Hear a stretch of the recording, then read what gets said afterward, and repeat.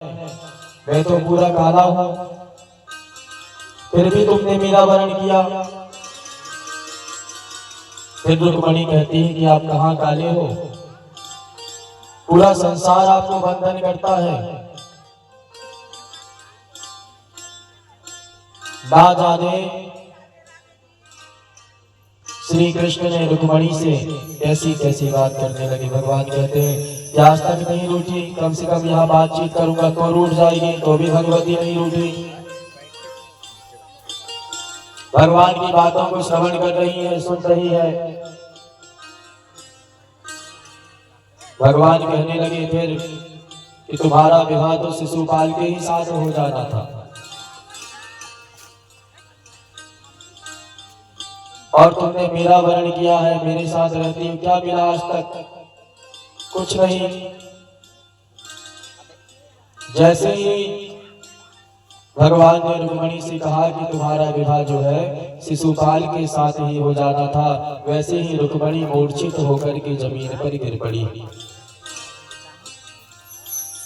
जैसे ही मूर्छित होकर के जमीन पर गिर पड़ी, भगवान ने उनको गोद पर उठाया और जल के छींटे मारे और रुक्मणी को उठाया। कहने लगी, हे देवी, मैंने आपसे इतनी अनुचित बातें कही, परंतु तुमने कुछ जवाब नहीं दिया।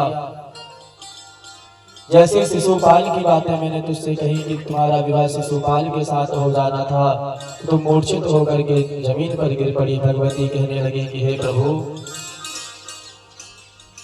यह जीवन हमें सिर्फ आपके लिए ही मिला है, और मैंने आपको देखा भी नहीं, आपको जानती भी नहीं, और आपका मैंने वर्ण कर ली।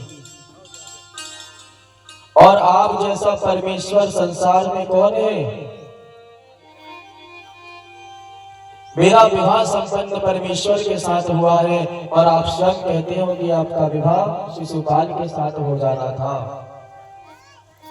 रुक्मणी ने एक शब्द नहीं कहा। भगवान से क्या कहते हैं, आज मूर्छित होकर के जमीन पर गिर पड़ी है। भगवान ने जल का छींटा मार करके उनको उठाया। आज परमात्मा रुक्मणी से कहते हैं कि हे देवी, मुझसे गलती हो गई। यथा सूर्योश्च कृष्णश्च गलत प्रारीतम प्रपंचते। भगवान भगवती से माफी मांगते हैं, मनोविनोद करते हैं कि आज के बाद जीवन में कभी ऐसी अनुचित बातें मैं तुमसे नहीं कहूंगा जिससे तुम्हारे हृदय में कष्ट पहुंचे। ऐसी अनुचित बातें नहीं कहूंगा। आज परमात्मा ने स्वयं भगवती से क्षमा याचना की है। बोलिए विश्वनाथ भगवान की जय हो।